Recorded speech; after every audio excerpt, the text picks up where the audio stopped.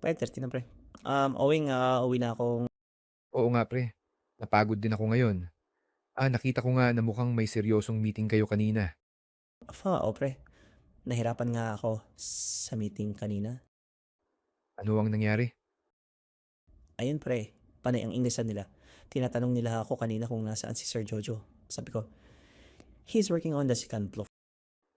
Um, Paano ba dapat pre? Ganito pre, kailangan mo lang ayusin ang pagbigkas ng salitang second floor. Sabihin mo, second, Sikan, second, sikan, cond, se, con, floor, floor. floor, Floor, second floor. second floor. Pagagutom ka lang,